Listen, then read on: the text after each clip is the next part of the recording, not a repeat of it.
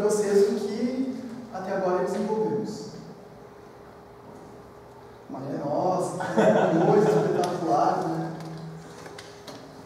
Feito em C, olha só, né? Os caras falam. Não precisava vir para a universidade fazer isso, né? Tinha que pegar um tutorialzinho de 2 minutos e já fazia. Eu vou deixar isso aí rodando, tá? Vamos começar com uma discussão.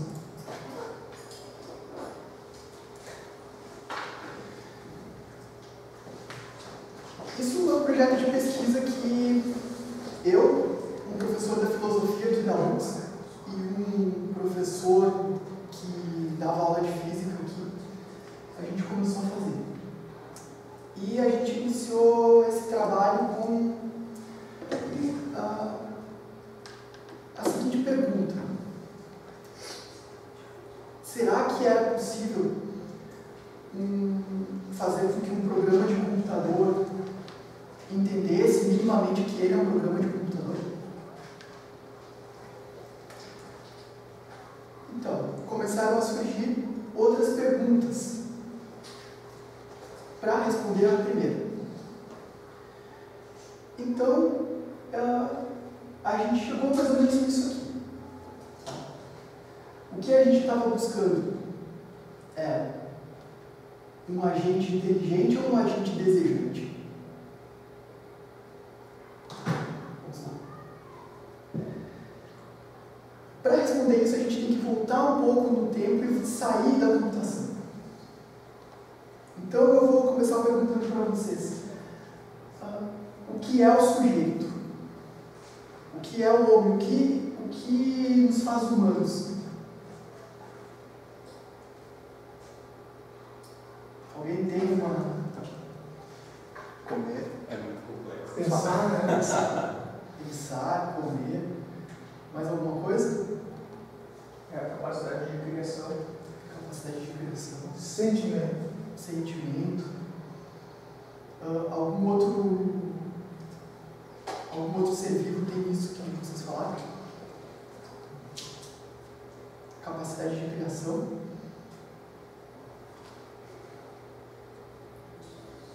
Sim. A moça disse que sim. Então isso excluiria, né, algo essencialmente humano. Talvez não essencialmente humano, mas não só os humanos queriam comer. Né? Isso é mais comum. Criar é procriar. Não criar de criatividade, né? Por isso mesmo que eu disse, muitos animais fazem sua própria casa, fazem sua própria... Né? Então eles queriam, né, uma coisa. Consciência. Consciência. Todo mamífero tem algo muito parecido com a gente, assim. Não no mesmo grau, claro, mas tem uma interação social interessante que exige um pouco de refinamento do pensamento. Vamos começar então com o grande paradigma vigente que está caindo. Cogito ergo sum. Penso, logo existo. E ergos. Isso aqui depois. Vou deixar aqui nesse slide. Por que o cogito ergo sum?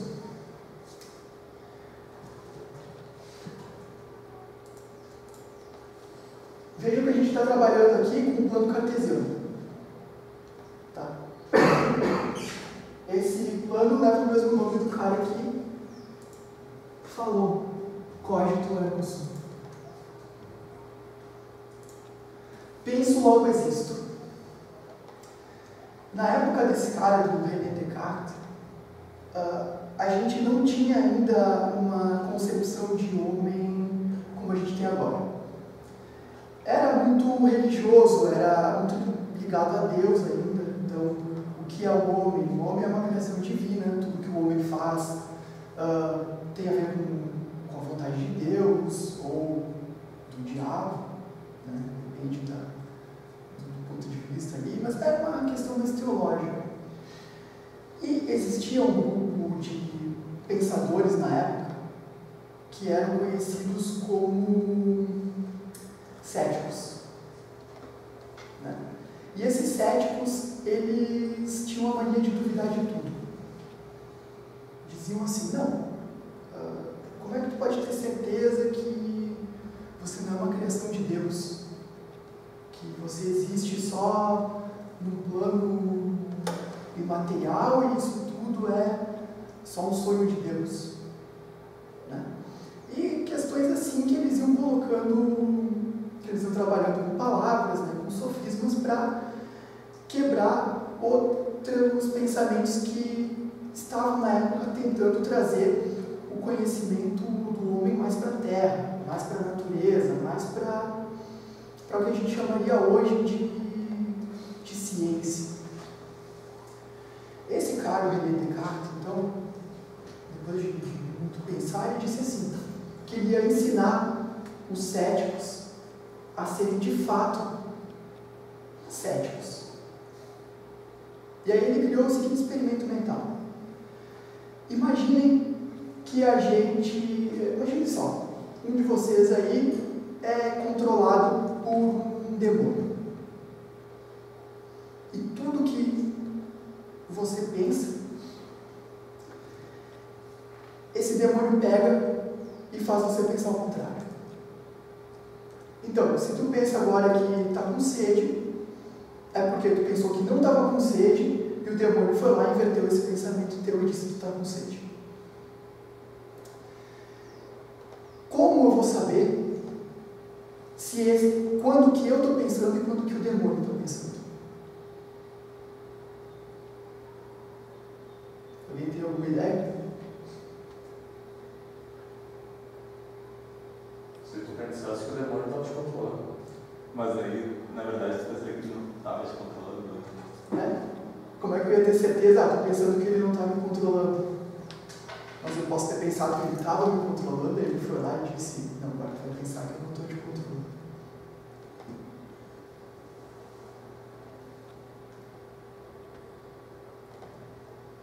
Mais alguma tentativa? Tu achasse que ele realmente estava te controlando, aliás, que ele não está. Bom, invertendo a lógica.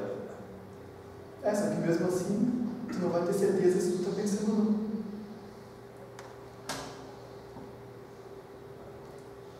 A resposta que o Descartes deu na época foi, ela é esquisita, tá? Cogito ergo sum. Penso, logo existo. Mas, pelo que a gente falou agora, tá, se eu penso que ele não está me controlando, isso significa que ele estaria me controlando. Só o fato de pensar não resolve, né? O cogito ergo sum é uma simplificação da frase dele. O que ele falou foi, penso, logo duvido, logo existo. Por que eu duvido?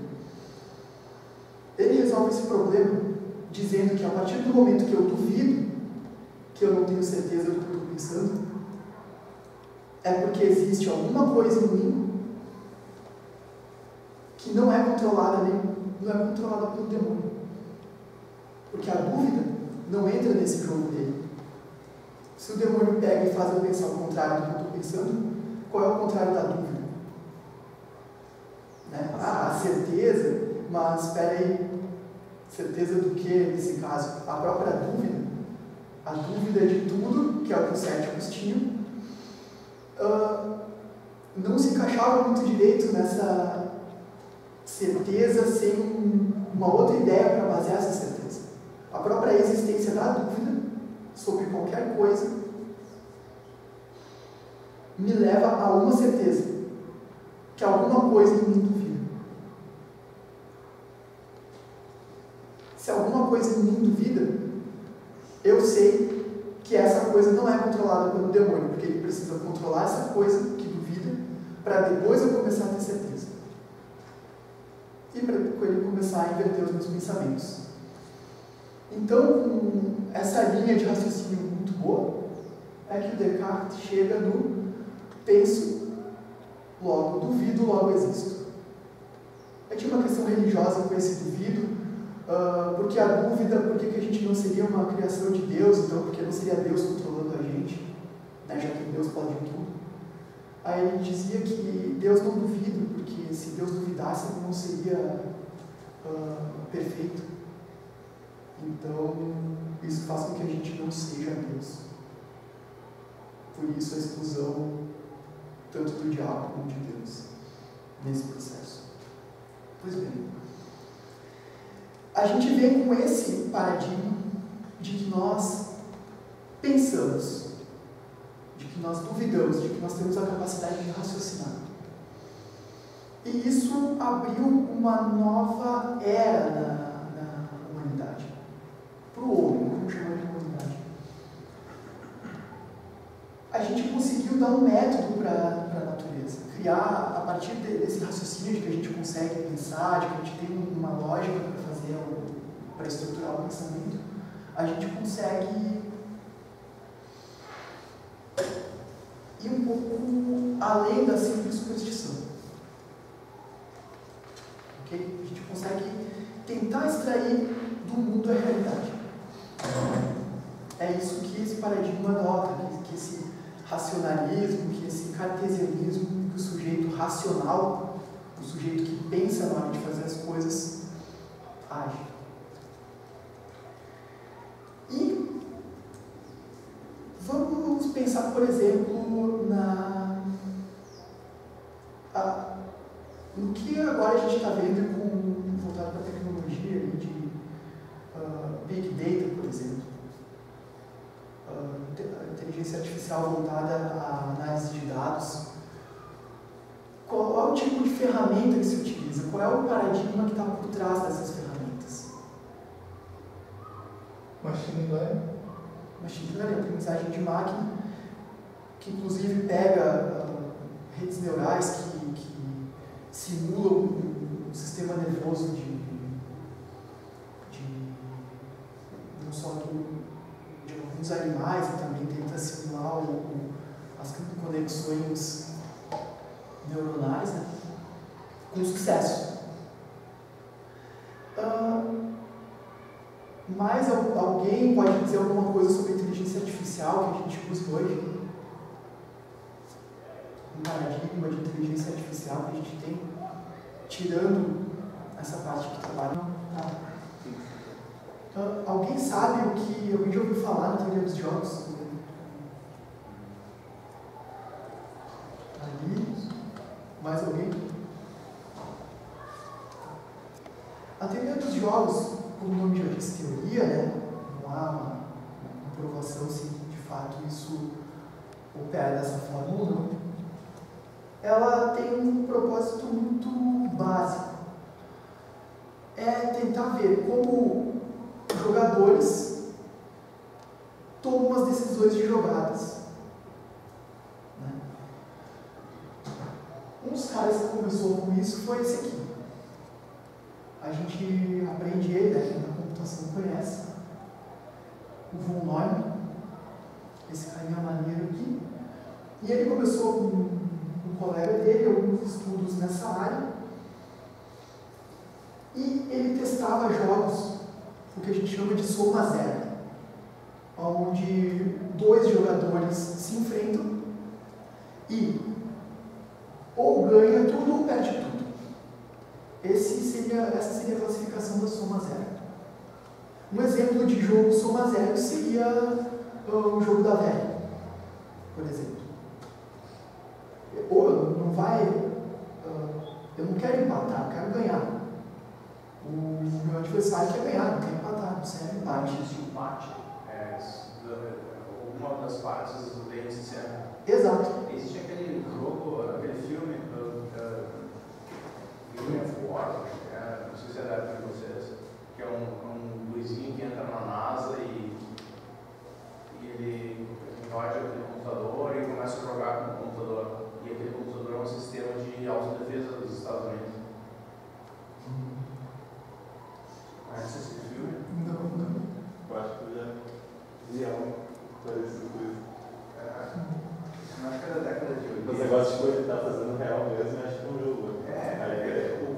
acha que é real. E ele é uma criança, e o computador ele não consegue, ele começa a aprender que ele tem que ganhar, não tem que ganhar sempre. E aí eles buscam o criador do computador porque ele é baseado nessa teoria. Porque o computador começa a jogar e não consegue perder ele. Eu vou colocar ele começar a Terceira Guerra Mundial.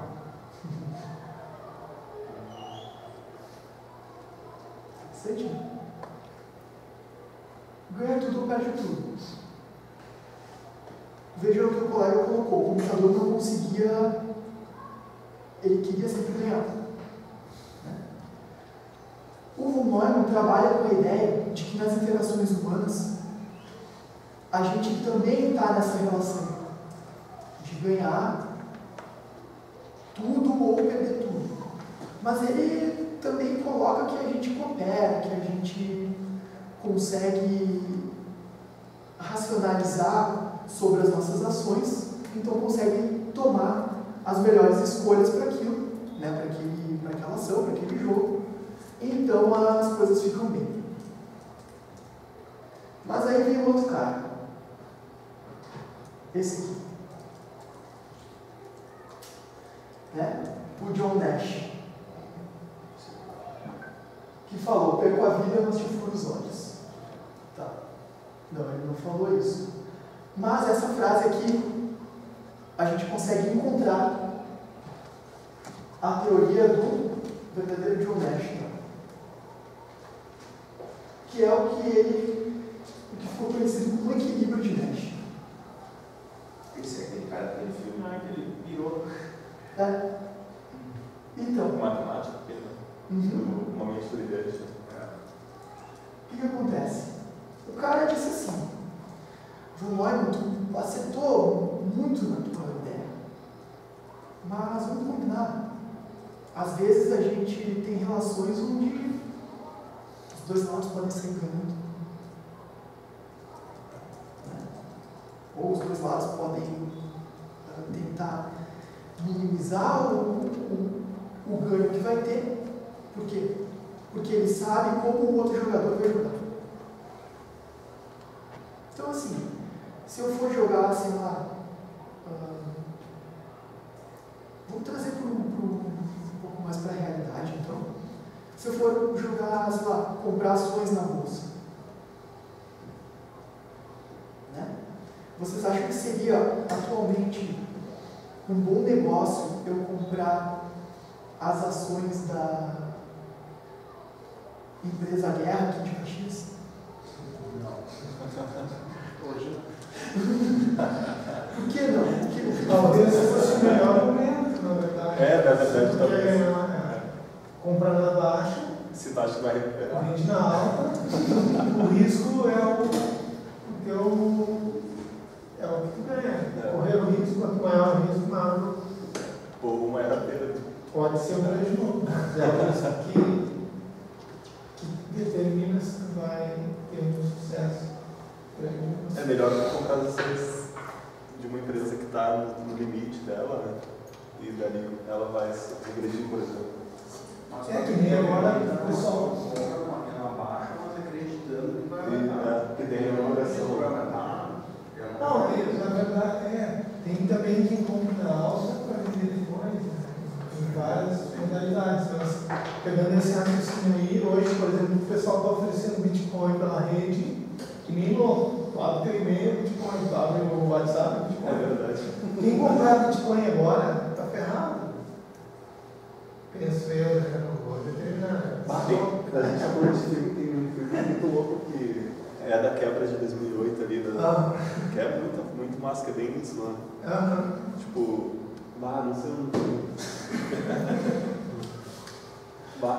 Mas alguém tem que pagar essa conta. Eu vou abrir A verdade é essa.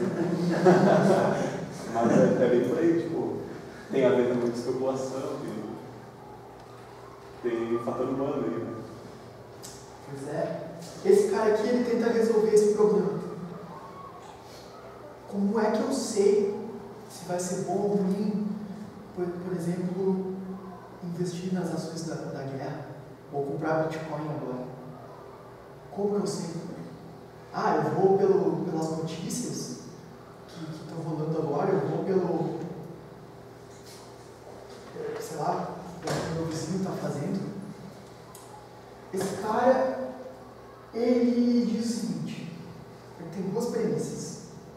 A primeira é, somos sujeitos racionais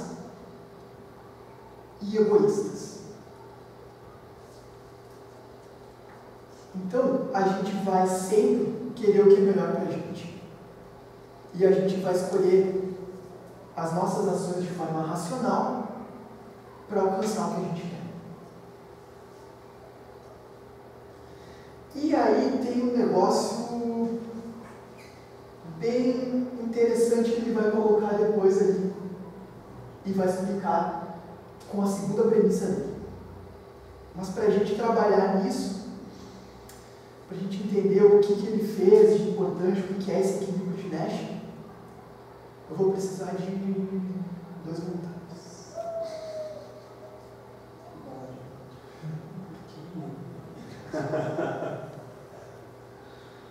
Quem que é o primeiro encontro? Eu ia dizer, os novos participantes poderiam ir. Quem é o primeiro encontro na live? As duas meninas.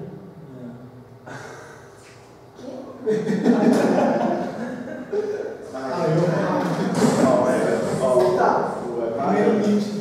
Primeira vez que você meet. 2? Tá bom, já que 2 vieram, eu ganho mais 2 aqui no caminho. 2 não, mais 2. Mais um, mais uma pessoa.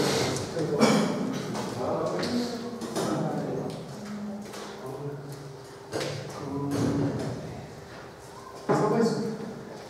Vou pedir para que vocês venham aqui, por favor. Vamos dividir em grupos, tá? Vocês dois aqui e vocês dois aqui. Escolha um de cada grupo. Eu escolhi um lá, nós escolhemos um lá. Pode ser. Cruzamento? Tá. Então pode ser vocês dois. Eu vou ouvir vocês aqui fora. Vocês vão ficar aqui.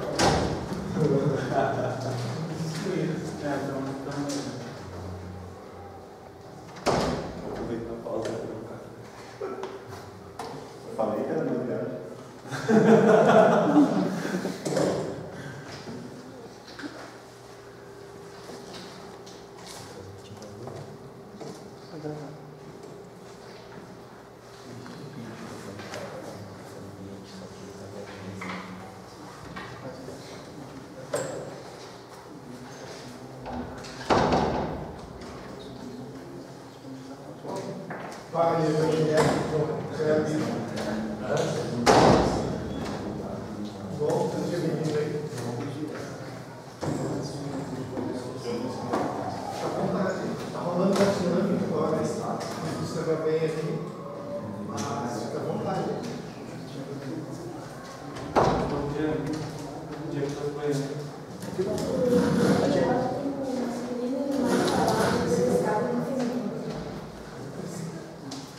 Então tá, cada um volta com a sua dúvida. Pode ficar aí. Mais afastados, por favor. Vocês dois também, né? Vocês sabem o que aconteceu. Falei baixinho aí um pro outro, o que aconteceu. Pode ouvir. Enquanto eles conversam, eu vou dizer o seguinte, que houve um crime aqui. Só que eu agora, na posição de investigador, não sei qual dos grupos roubou um objeto. Eles roubaram um objeto. Eu sei que os dois estão envolvidos, só que eu não sei qual dos dois roubou. Então, eu vou fazer uma proposta para os dois grupos. Vocês vão ter que discutir qual é a melhor opção. Vocês não podem discutir com o outro grupo, tá? É o seguinte, se vocês me contarem quem foi, tá? Se vocês confessarem o crime, que eu sei que foi vocês e tal, mas eu sei que vocês não querem confessar. Se vocês confessarem, Você vai lá naqueles Sabem que esse é o se vocês confessarem, vocês vão ficar com 5 anos.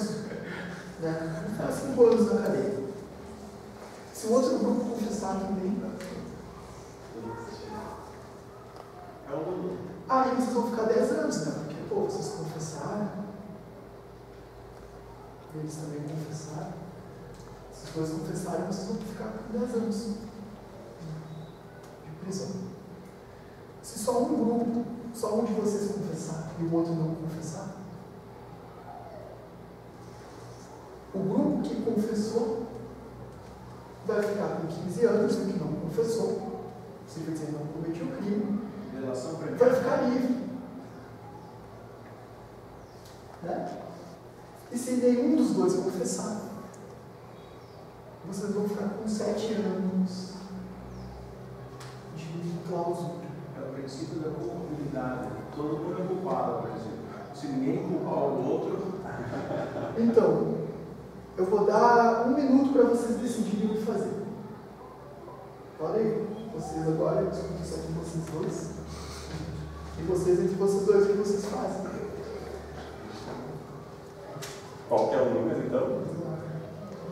Qual que são as sentenças? Então, se um confessa e o outro não confessa, o que confessa fica livre. Não, ele fica com uma pena de 15 anos e o que não confessa é solto. Se os dois confessam, 10 anos. 10. É isso. E se os dois confessam, eles vão pegar uma pena alta. Se nenhum confessar, Aí eles vão ficar com uma pena menor. 7. É. E não precisa de prova. Só confessar. Só confessar. Antes 7 do que 15. Ok? Eu também acho. Então vamos fazer assim. Levantou o braço, confessou. Tá? Quando eu baixar meu braço, o grupo que decidiu confessar, levanta a mão.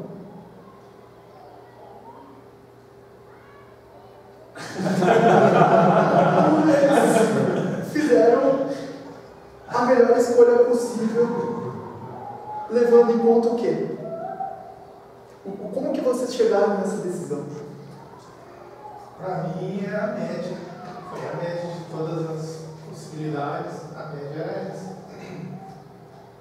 Isso. Considerando que, tipo, poderia-se pagar até 15 anos de prisão, né? A menor alternativa possível seria pagar só 7. Sério. Vocês também com essa mesma lógica? Foi. E com a lógica do risco, né? E aí vem o risco do investimento, do jogo. O jogo é ganhar ou perder tudo, né? E corre o risco. Eu penso que nas possibilidades a gente foi o melhor. Vocês encontraram o equilíbrio de Nash. Mas as tuas sentenças foram ao contrário da que eu conheço e conhecia. E que eu acho que tem a ver daí com o que o Rafa falou das delações premiadas e tudo mais. Que é ter uma recompensa positiva quando tu delata. E aí, nesse caso, tu ia só ser. mas no caso seria algo como quem fala que cometeu o crime fica solto e o outro cara recebe uma pena maior. Se os dois delatam, eles recebem uma pena alta, mas intermediária. E se ninguém delatar ninguém, é uma pena bem baixa. Só que acaba que tem tanto risco da outra pessoa delatar para ficar livre que os dois delatam. E aí eles recebem uma pena relativamente alta. Tem um programa da MTV, agora não vou recordar o nome, que é de casais e é bem essa lógica. Digamos assim, quem vai para o paredão, os caras têm um dinheiro na conta e, digamos assim, se os dois roubar, os dois perdem. Se os dois compartilhar, os dois continuam na competição e com dinheiro. E se um roubar e o outro, o que roubou fica com dinheiro e o outro sai fora. Aí a questão do equilíbrio do Nash é que é a melhor jogada que tu tem que depende da jogada do teu adversário, né? Exato.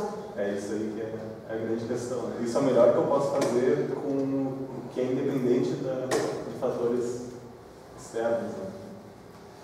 Vocês sabem o que o outro pode fazer, vocês não têm certeza. Então vocês vão ponderar de forma racional. Bom, eu sei que o outro vai pensar no que ele vai fazer e vai escolher o que é melhor para ele, porque ele é um sujeito racional e egoísta. Então eu preciso saber, com conhecimento dessa possível escolha do meu oponente, qual vai ser a melhor escolha para mim, porque eu também sou um sujeito racional e egoísta. Se existir no jogo, no caso desse exemplo clássico do dilema do prisioneiro, uma solução que beneficie os dois, a gente encontrou o equilíbrio de Nash. E essa segunda premissa aqui, teoria da evolução, onde que entra no jogo? A gente tratou aqui de um jogo... Podem sentar agora. Obrigado pela participação. Quero mais joguinhos. Então, o que acontece nesse jogo simples? É muito fácil de entender as relações que existem ali no jogo. Né? É um jogo simples demais. Agora, imagine a gente trabalhar com essa relação, com essa teoria dos jogos na realidade. Por exemplo, para comprar bitcoins. Como que eu sei o que o meu adversário está pensando se pode existir mais de um adversário? Eu vou ter que ponderar o que cada um pode fazer? Quanto vai me custar qual é o risco que eu vou ter nessa minha escolha? Né? Ou ainda, eu quero abrir uma empresa. Quais são as melhores estratégias no começo que eu vou adotar? Será que eu posso me basear nessa premissa de que todos os sujeitos são racionais e egoístas? Vocês viram que a gente consegue chegar no equilíbrio de Nash de forma racional quando o jogo é simples. Mas como que a gente encontra esse equilíbrio quando o jogo é muito complexo? Por exemplo, na compra de bitcoins, tem muita gente comprando, eu não sei, eu não conheço todo mundo, não sei o que vai fazer com que a outra pessoa compre. Ou as ações da guerra, o que vai fazer ali? Será que alguém, o Elon Musk não vai comprar e vai transformar tudo em dinheiro? O Nash diz o seguinte, que a gente não tem como saber todas as jogadas dos nossos adversários. Eles são racionais e egoístas. Mas, geralmente, a gente não escolhe, nas relações do mundo real, a gente não escolhe a opção que tem no equilíbrio de Nash. A gente escolhe aquilo que é melhor para a gente, ignorando quase sempre o que o nosso adversário está fazendo. Mas aí ele diz o seguinte, que por conta da evolução, da teoria da evolução das espécies, a coisa se encaminha para o equilíbrio. Por quê? Porque quando a gente tem um grupo que é altamente adaptado ao meio e um grupo que é fracamente adaptado ao meio, a tendência é que o grupo mais adaptado sobreviva e que o grupo menos adaptado morra. Pois bem, agora nós temos um grupo inteiro adaptado. Só que as relações de jogo vão acontecer agora só entre o primeiro grupo que se adaptou. O meio vai mudar e novas relações vão começar a acontecer. Será que essa relação vai retornar a eu vou escolher o que é melhor para mim, ignorando o que o outro faz? O Nash diz o seguinte, que não, que como aquela relação inicial foi excluída, a nova relação agora de indivíduos adaptados vai tender a manter aquele equilíbrio. E aí, o mais impressionante disso é que a gente realmente encontra na natureza esse tipo de agentes não racionais. Essa é a parte interessante. Agentes não racionais, mas a gente poderia chamar de egoístas, conseguem chegar no equilíbrio por conta da evolução. Formação genética de cada indivíduo, entre os melhores, né, escolher um par deles, no caso escolher aquelas duas bolinhas, e vou juntar. Como vocês podem ver, eu peguei esse pedaço aqui e juntei com esse, de um indivíduo juntei com um pedaço do outro, formou esse aqui. Depois eu peguei esse pedaço aqui desse indivíduo e juntei com esse pedaço aqui do outro indivíduo, e formou um outro novo indivíduo que está aqui. Agora eu tenho duas bolinhas diferentes na minha população, uma com valor 47 e a outra com valor 16. Ok? Presta atenção nesse 47 aqui. Vejam a representação binária dele. Vejam a representação, vejam o objetivo aqui, como é a representação do 63. Monte de 1. Esse aqui é 43. 101. Tem um outro operador no algoritmo genético que a gente chama de mutação. Que é o seguinte: a gente fez um cruzamento, a gente encontrou novos indivíduos naquele algoritmo, naquele espaço, a gente vai colocar eles no espaço ali de busca, mas isso pode fazer com que os meus indivíduos não encontrem um espaço, um melhor ponto naquele espaço, porque inicialmente esses meus indivíduos eles não tinham na carga genética deles a possibilidade de chegar no melhor ponto, no ponto que eu queria. Então eu vou aplicar um operador de mutação, que é uma pitada de aleatoriedade nesse processo. Como se a gente estivesse tentando resolver estivesse tentando encontrar um caminho aqui na URGS, aqui no bloco, não tivesse mapa, mas soubesse mais ou menos onde ir. Chega um ponto que a gente não sai do lugar. Então a gente diz, não, vamos fazer assim então. Vamos tentar ir por um lugar completamente aleatório, vamos por aquela rua, para ver se a gente tem algum ponto novo, se a gente chega a algum lugar novo. A operação de mutação faz exatamente isso. Ela pega cada pedaço de informação do indivíduo, calcula uma probabilidade, ela é geralmente bem baixa, né? Em torno de 3% para cada célula desse indivíduo, e vai dizer assim, muto ou não muto?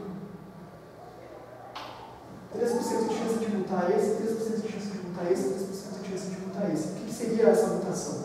Como a gente está falando de codificação binária, o que é 1, se sofreu mutação, vai para 0.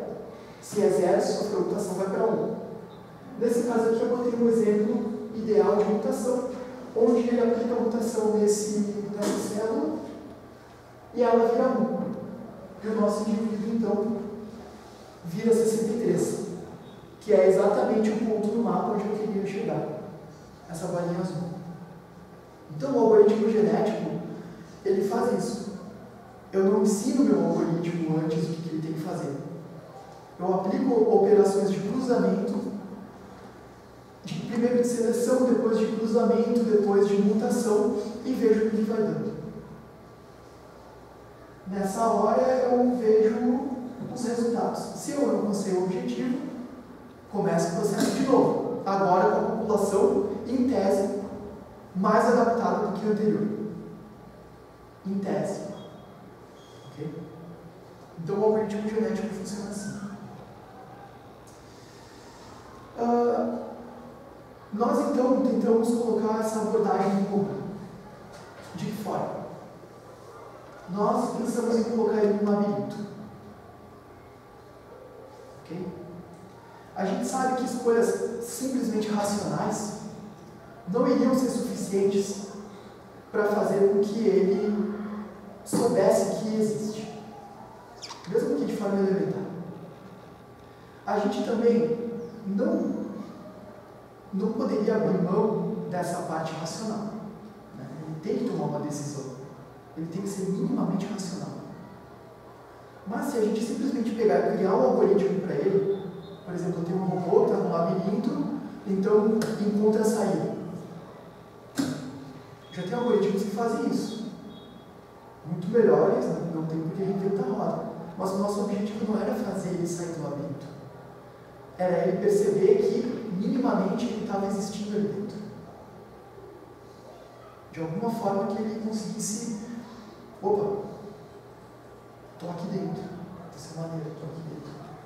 Maneira pra gente, por exemplo. Talvez fosse muito angustiante.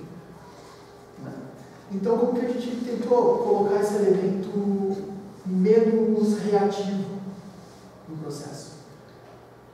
Implementando, se baseando no algoritmo genético. E se a gente criasse uma abordagem parecida com essa e tentasse fazer com que ele meio que se auto-organizasse dentro desse labirinto e que ele conseguisse, dentro dessa auto-organização, escolher entre as melhores opções que ele encontrou. Tipo, eu gero uma possibilidade de movimentos, por exemplo, eu coloco um agente no labirinto, ele pode ir para cima, para baixo, para a direita e para a esquerda. Se não, para frente, para trás, direita e esquerda. Isso é o que, sei lá, a minha parte do algoritmo genético encontrou como melhores soluções. A parte racional seria, dessas soluções que eu encontrei, que o meu organismo encontrou, do meu corpo, qual seria a que eu de fato utilizaria? Né? Mas aí, como fazer ele selecionar? A gente vai ter que de antemão dizer para ele onde está o objetivo. Olha, a saída está lá em cima. Então, para que ter um algoritmo genético para isso? De que forma que a gente vai dizer que ele existe dentro do labirinto dessa forma? Não teria porquê. Ou só o algoritmo genético? Bom, só o algoritmo genético resolve. A gente precisava transformar esse programa o menos reativo possível. Ou seja, a gente tem que dar a informação mínima para esse agente e ele tem que perceber onde é a meta, ou seja, que ele está no labirinto e que ele tem que sair dele. Mas a gente não pode simplesmente aplicar um algoritmo genético e a gente não pode simplesmente aplicar qualquer outro algoritmo que vai dizer para ele onde ele tem que ir. Então, de novo a gente foi na natureza buscar uma forma de transformar esse algoritmo no menos reativo possível. E aí a gente tem aqui a teoria do caos. E aí a gente chega na historinha das raposas e dos coelhos. Imagine que a gente tem uma população de raposas. Ok? E essas raposas se alimentam de coelhos. Elas vivem no mesmo lixo ali. Então, quanto mais raposas tiver, mais alimento, mais coelho tiver, mais alimento para as raposas.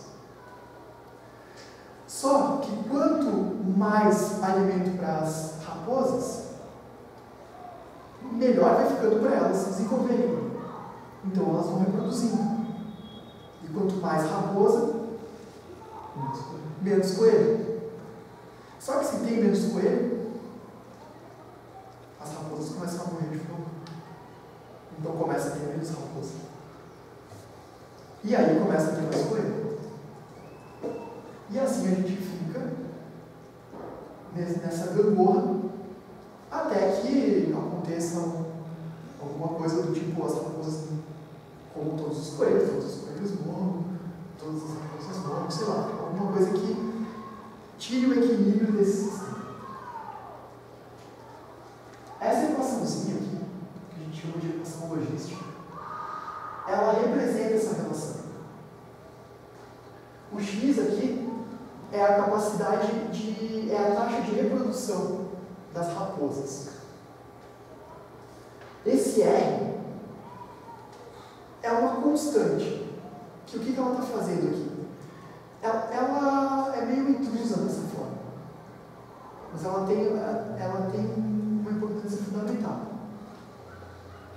E esse 1 menos x aqui é uma adaptação que a gente faz para esse número ficar sempre entre 0 e 1.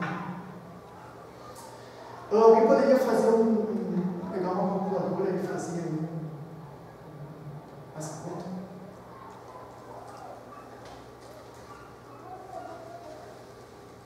Pode botar um x entre 0 e 1. Pode ser 0,4. Vezes o R tu coloca como 2,8.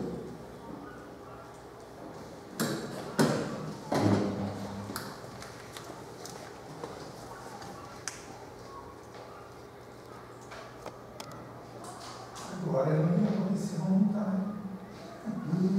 Vai,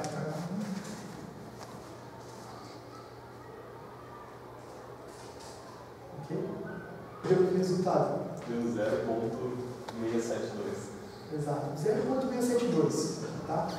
Se tu pegar esse 0,672 e substituir de novo o 0,672 aqui, vezes o R, de novo, o mesmo R que botou, 1 menos x e tal, ficar nessa recursividade, tu vai ver que se a gente colocasse isso no gráfico, a gente encontraria um padrão. Né?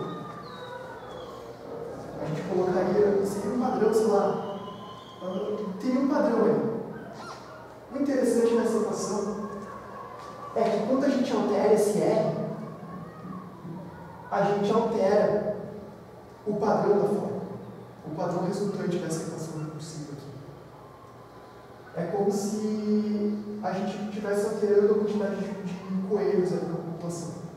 Aqui eu sei, quando o R está em 2,7 por aí, mais ou menos como que no futuro vai estar essa população de raposas e de coelhos.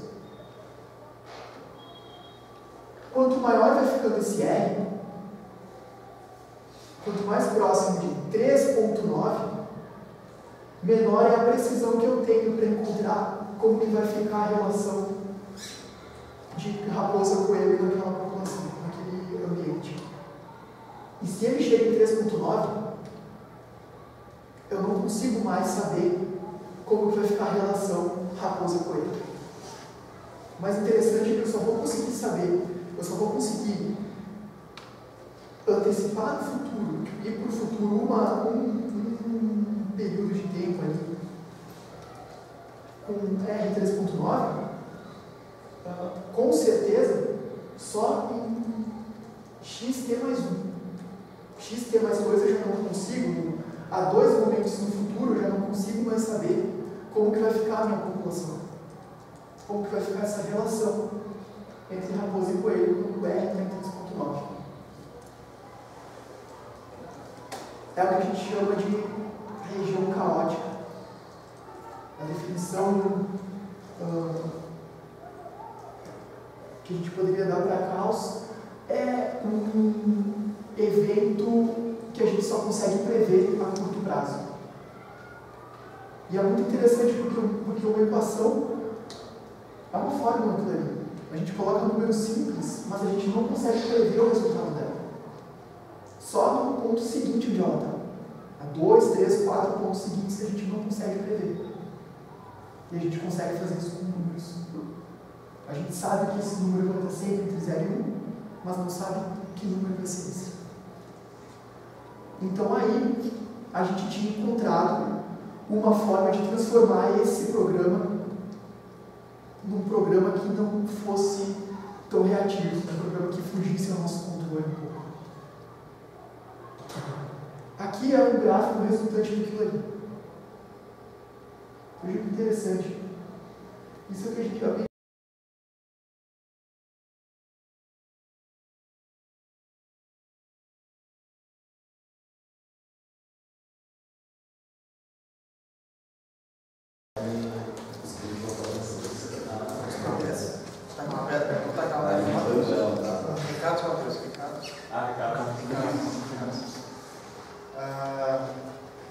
Desde há 2 semanas a gente tem a Python Sul, onde a gente está vendendo ingresso ainda no Eventbrite, R$50, sem camiseta, porque camiseta já foi feito o pedido, não tem como mais adicionar. O próximo Meet eu já mandei e-mail para todo mundo que está no Meet para votação da data e já a sugestão de assunto. Daí quando o pessoal vai sugerir o assunto, eu vou mandando pro WhatsApp. Quem não está no WhatsApp ainda. Mas pode colocar no Meetup também? Eu botei no Meetup, botei no WhatsApp, mandei e-mail. Em algum lugar o pessoal vai receber esse. Mas o pessoal está bem nativo no Meetup, cara. O pessoal está com bem pouca gente compartilhando as ideias lá.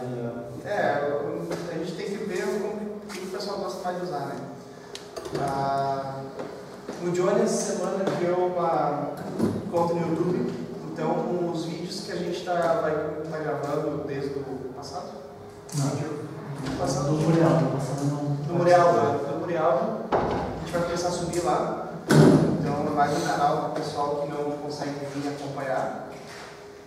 A gente está estudando na live aí, né? Que por enquanto não está rolando. Assim, eu quero, como a gente é uma pessoal de ajuda na comunidade, então eu queria ajuda quem manja bastante. Eu estou começando agora, por isso não manjo muito, mas eu acho que esse tipo de câmera não dá para fazer uma live. Tem que ser uma câmera específica e eu acredito que tem que ter uma placa de captura no computador. Não sei exatamente como é que funciona, ou se através do próprio web do Note dá para fazer a live. Eu tentei ontem os testes e não consegui com essa câmera, teria que talvez depois... Quem tiver mais experiência com isso, ou souber indicar alguém que faça na faixa. Eu tenho uma webcam HD que tu faz a live pelo teu navegador mesmo. Mas a gente precisa filmar aqui e transmitir os slides, entendeu? Ao mesmo tempo. O cara escolhe qual tela que quer ver. Eu sei que a Fizzly usou um software livre. Não, mas para isso. O software, né? Eu acho que a gente vai ter que escolher só um deles. Deixa a live.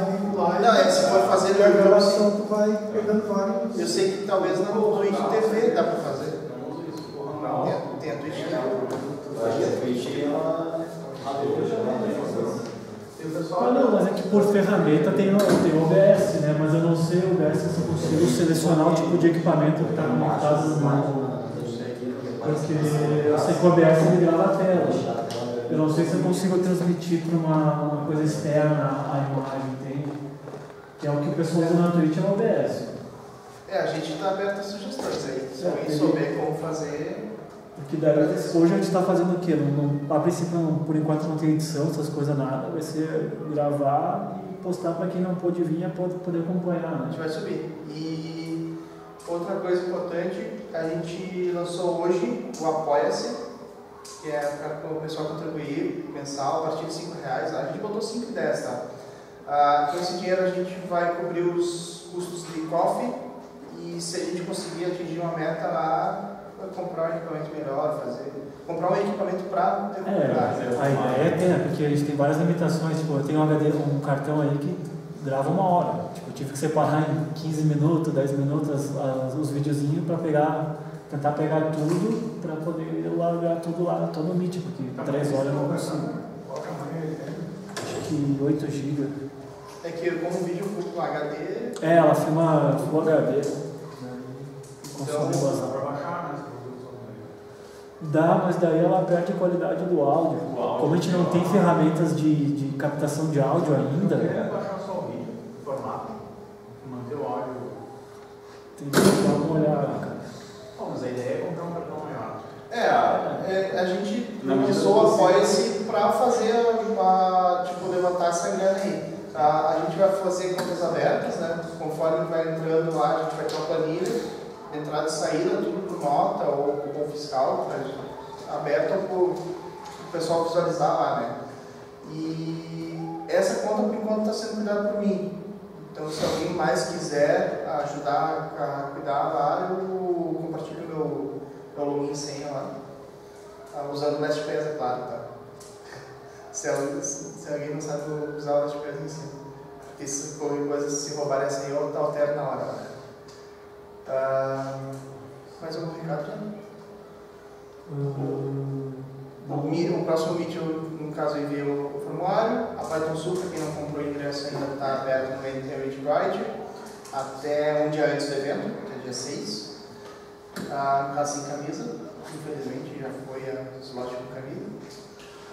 O Apoia-se, Tem que ver quem não está no WhatsApp ainda, porque assim, a gente tem 154 membros.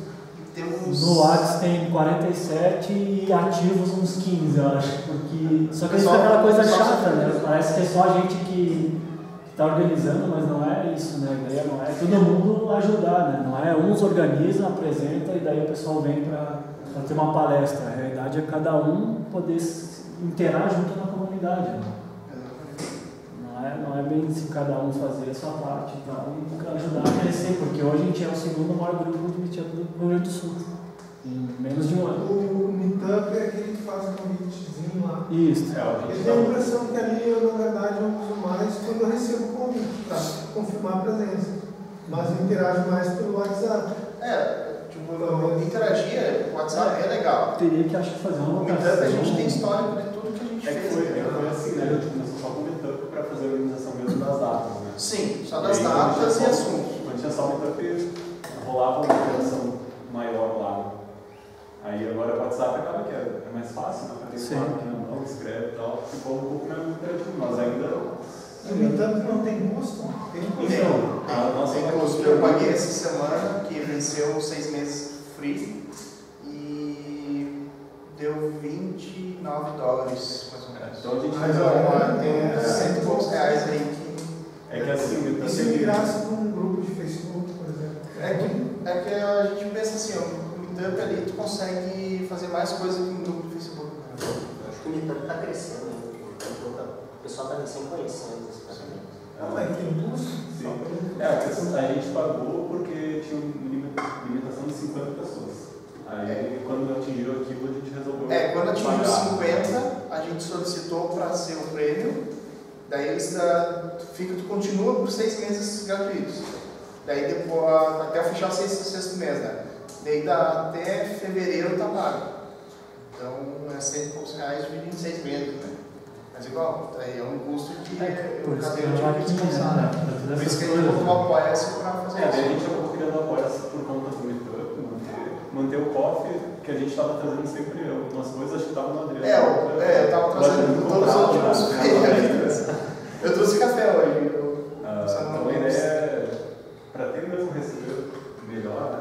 Quem vem participar do evento. Sim. Eu acho que tinha que fazer uma pesquisa no WhatsApp, no WhatsApp, para ver o que o pessoal interage mais, mesmo tendo Facebook. O WhatsApp é que nem intrusivo, né? E é limitado, né? Tem 250 membros e deu. Os caras já estão postando até morte, diferente. policial. Eu acho que o meetup tem que continuar ali com a interação do meetup e organização. A gente tem a lista de discussão lá dentro também, né? É mais organizado do que o WhatsApp. Mesmo assim, acho que o WhatsApp é legal para ter uma comunicação mais informal, né? Sim. Uma comunicação mais rápida, né? Tipo, eu mandei um monte de aviso hoje de manhã. Mas eu não acho que precisa estar todo mundo lá no meetup. No WhatsApp. Falta pelo menos 100 pessoas. Faltam 100 pessoas que estão no meetup e não estão no WhatsApp. O negócio é começar a incentivar a cultura de usar o meetup. Isso. Eu acho que é a parte mais difícil. Aí fica sempre o convite de vir aí dar a cara, o tapa a cara. Tapa a cara. A gente faz qualquer tipo de formato, pode ser mais palestra, pode ser um workshop também. Até a gente fica mais voltado para a discussão mesmo. Alguns a gente consegue abrir um espaço aqui, trazer uma roda de conversa. O que a gente teve mais público foi uma roda de conversa. Foi uma roda de conversa que a gente mercado de trabalho remoto. Foi muito legal, veio o pessoal de Bento Gonçalves. Bento, Farroupilha e Caxias. Tinha o pessoal de outras áreas, foi bem legal mesmo. Então a ideia é ser bem interativo, não é? Em local a gente procura não repetir o mesmo com o outro. Em local a gente já repetiu outros locais. A UX a gente não tinha vindo ainda. A UX eu consegui na segunda-feira, eu mandei mensagem pro Faquinho, pode vir. Então a ideia do grupo a gente não tem custo aqui, né? A ideia do grupo é ser sempre assim, aberto, colaborativo, quem